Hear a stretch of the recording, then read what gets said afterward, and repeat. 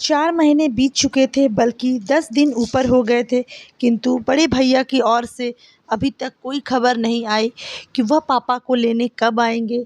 यह कोई पहली बार नहीं था कि बड़े भैया ने ऐसा किया हो। हर बार उनका ऐसा ही रवैया रहता था। जब भी पापा को रखने की उनकी बारी आती, वह समस्याओं से गुजरने लगते। कभी भाभी की तबीयत खराब हो जाती, कभी ऑफिस का काम बढ़ जाता और उनकी छुट्टी कैंसिल हो जाती। विवश होकर मुझे ही पापा को छोड़ने मुंबई जाना पड़ता है। हमेशा की तरह इस बार भी पापा की जाने की इच्छा नहीं थी, किंतु मैंने इस ओर ध्यान नहीं दिया और उनका एवं अपना मुंबई का रिजर्वेशन करवा लिया। दिल्ली मुंबई राजधानी एक्सप्रेस अपने टाइम पर थी। सेकंड एसी की निचली बर्थ पर पापा को बैठाकर सामने की बर्थ पर मैं भी बैठ गया। साथ वाली सीट पर एक सज्जन पहले से विराजमान थे। बाकी बर्थ खाली थी। कुछ ही देर में ट्रेन चल पड़ी। अपनी जेब से मोबाइल निकाल मैं देख ही रहा था, तभी कानों से पापा का स्वर टकराया। मुन्ना, कुछ दिन तो तू भी रहेगा ना मुंबई में? मेरा दिल लगा रहेगा और प्रतीक को भी अच्छा लगेगा। पापा के स्वर की आर्द्रता तो मेरा ध्यान ही नहीं किया। मन ही मन में खीज उठा। कितनी बार समझाया है पापा कि मुझे मुन्ना ना कहे, रजत पुकारा करे। अब मैं इतनी ऊंची पोस्ट पर आसीन का एक प्रशासनिक अधिकारी हूँ। समाज में मेरा अलग रुतबा है, ऊंचा कद है, मान सम्मान है। बगल की सीट पर बैठा व्यक्ति मुन्ना शब्द सुनकर मुझे एक सामान्य सा व्यक्ति समझ रहा होगा। मैं तनिक जोश से बोला, पापा परसों मेरी गवर्नर के साथ मीटिंग है, मैं मुंबई में कैसे रुक सकता हूँ? पापा के चेहरे पर निराशा की बदलियाँ छा गई। मैं उनसे कुछ कहता, तभी मेरा मोबाइल बज उठा। रितु का फ़ोन था। भराए स्वर में वह कह रही थी, पापा ठीक से बैठ गए ना? हाँ हाँ, बैठ गए हैं, गाड़ी भी चल पड़ी है। देखो, पापा का ख्याल रखना, रात में मेडिसिन दे देना, भाभी को भी सब अच्छी तरह समझा कर आना। पापा को वहाँ कोई तकलीफ़ नहीं होनी चाहिए। नहीं होगी, मैंने फ़ोन काट दिया। रितु का फ़ोन था ना, मेरी चिंता कर रही होगी। पापा के चेहरे पर वात्सल्य उमड़ आया था। रात में खाना खाकर पापा सो गए। थोड़ी देर में गाड़ी कोटा स्टेशन पर रुकी और यात्रियों के शोरगुल से हड़कंप मच गया। तभी कंपार्टमेंट का दरवाज़ा खोलकर जो व्यक्ति अंदर आया, उसे देख मुझे बहुत आश्चर्य हुआ। मैं तो सोच भी नहीं सकता था कि रामाशंकर से इस तरह से ट्रेन में मुलाकात होगी। एक समय रामाशंकर मेरा पड़ोसी और सहपाठी था। हम दोनों के बीच मित्रता कम और नंबरों को लेकर प्रतिस्पर्धा अधिक रहती थी।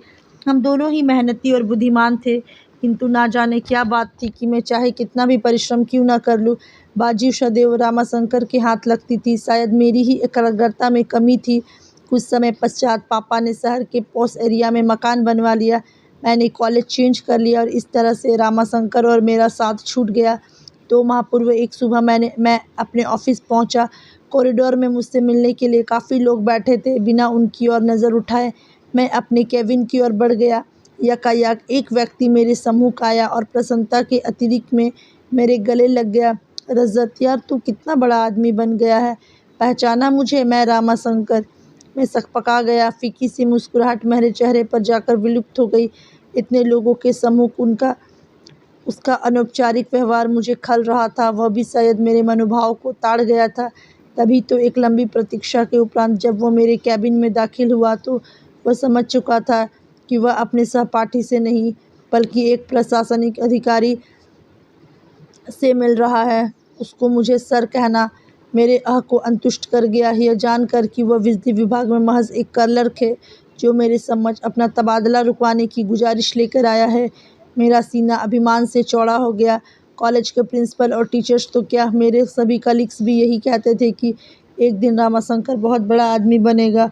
आज मैं कहाँ से कहाँ पहुँच गया और यह पिछली स्मृतियों को पीछे धकेल में वर्तमान में पहुँचा तो देखा रामाशंकर ने अपनी वृद्ध माँ को साइड की सीट पर लेटा दिया और स्वयं उनके करीब बैठ गया। एक उड़ती सी नज़र उस पर डाल मैंने अखबार पर आंखें गड़ा दी। तभी रामाशंकर बोला, नमस्ते सर, मैंने तो देखा ही नहीं कि आप बैठे हैं। मैंने नम्र स्वर में पूछा, कैसे हो रामाशंकर? ठीक हूँ सर। कोटा कैसे आना हुआ? छोटी बुआ की बेटी की शादी में आया था, अब मुंबई जा रहा हूँ। शायद आपको याद हो, मेरा एक छोटा भाई था। छोटा भाई? हाँ, याद आया। क्या नाम था उसका? मैंने स्मृति पर जोर डालने की उपक्रम किया, जबकि मुझे अच्छी तरह से याद था कि उसका नाम देवेश था। सर, आप इतने ऊँचे पद पर हैं और आए दिन हज़ारों लोगों से मिलते हैं, आपको कहाँ याद होगा? देवेश नाम है उसका सर। पता नहीं उसने मुझ पर व्यंग किया या साधारण रूप से कहा। फिर भी मेरी गर्दन कुछ तन सी गई। उस पर एहसान सा लादते हुए मैं बोला, देखो रमाशंकर, ये मेरा ऑफ़िस नहीं है, इसलिए सर कहना बंद करो और मुझे मेरे नाम से पुकारो। हाँ, तो तुम क्या बता रहे थे? देवेश मुंबई में है? हाँ रजत, उसने वहाँ मकान खरीदा है। 2 दिन पश्चात उसका गृह प्रवेश है। 4-5 दिन वहाँ रहकर मैं और अम्मा दिल्ली लौट आएंगे। इस उम्र में उन्हें इतना घुमा रहे हो। अम्मा की आने की बहुत इच्छा थी। इंसान की उम्र भले ही बढ़ जाए, इच्छाएं तो नहीं मरती ना। हाँ, यह तो है। पिताजी कैसे हैं? पिताजी का 2 वर्ष पूर्व स्वर्गवास हो गया था।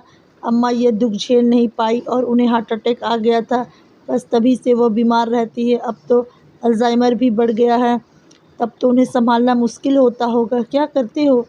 6-6 महीने दोनों भाई रखते होंगे। ऐसा पूछकर मैं शायद अपने मन को तसल्ली दे रहा था। आशा के विपरीत रामाशंकर बोला, नहीं नहीं, मैं तो ऐसा सोच भी नहीं सकता। अम्मा शुरू से दिल्ली में रही है, उनका कहीं और मन लगना मुश्किल है। मैं नहीं चाहता इस उम्र में उनकी स्थिति पेंडुलम जैसी हो जाए, कभी इधर तो कभी उधर। कितनी पीड़ा होगी उन्हें यह देखकर कि पिताजी के जाते ही उनका कोई घर ही नहीं रहा, वह हम पर बोझ है। मैं मुस्कुराया। रामाशंकर, इंसान का थोड़ा व्यवहारिक भी होना चाहिए। जीवन में सिर्फ भावुकता से काम नहीं चलता। अक्सर इंसान दायित्व उठाते उठाते थक जाता है और तब ये विचार मन को उद्वेलित करने लगते हैं कि अकेले हम ही क्यों माँ बाप की सेवा करें, दूसरा क्यों ना करे। पता नहीं रजत, मैं ज़रा पुराने विचारों का इंसान हूँ। मेरा तो यह मानना है कि हर इंसान की करनी उसकी साथ है। कोई भी काम मुश्किल तभी लगता है जब वह उसे बोझ समझकर किया जाए। माँ बाप क्या कभी अपने बच्चों को बोझ समझते हैं?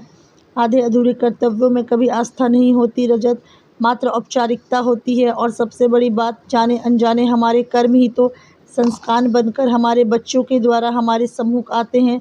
समय रहते यह छोटी छोटी बात इंसान किसको समझ में आ जाए तो उसका बुढ़ापा भी संवर जाए।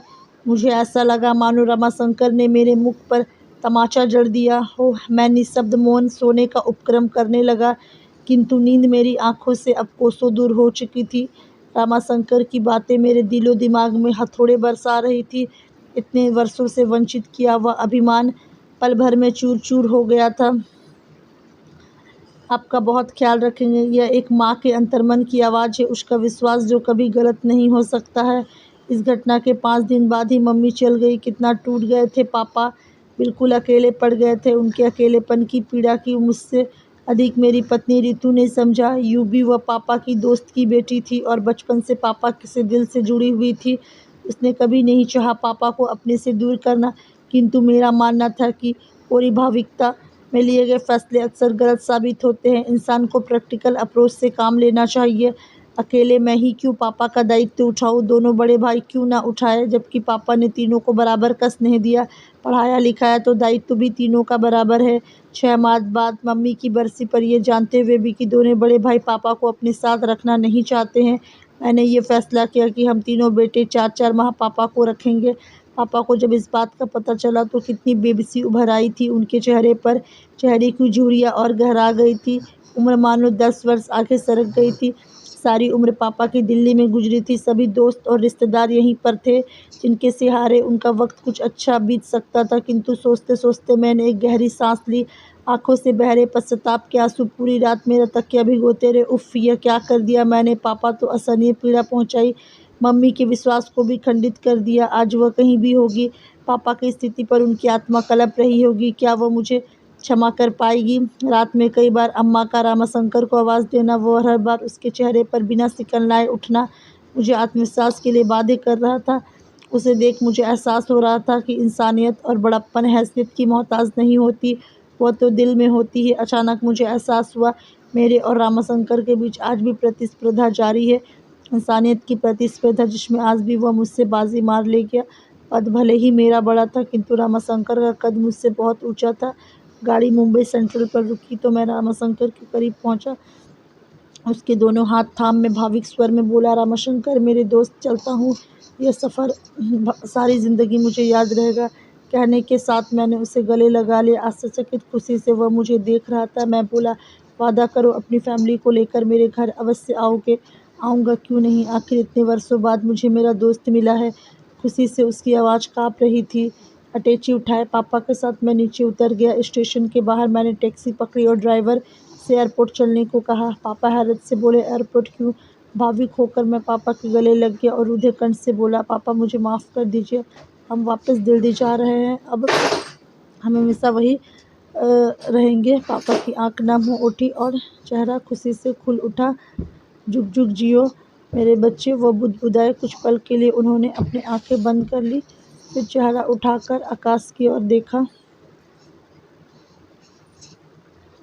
मुझे ऐसा लगा मानो वो मम्मी से कह रहे हैं, देर सही सही, तुम्हारा विश्वास सही निकला। तो दोस्तों, कहानी यहीं तक थी। अगर कहानी आप लोग को अच्छी लगी होगी तो वीडियो को लाइक ज़रूर करें। चैनल पर नए आए हो तो चैनल को सब्सक्राइब करना बिल्कुल भी ना भूलें। मिलते हैं नेक्स्ट वीडियो पर, तब तक के लिए बाय बाय, टेक केयर, धन्यवाद।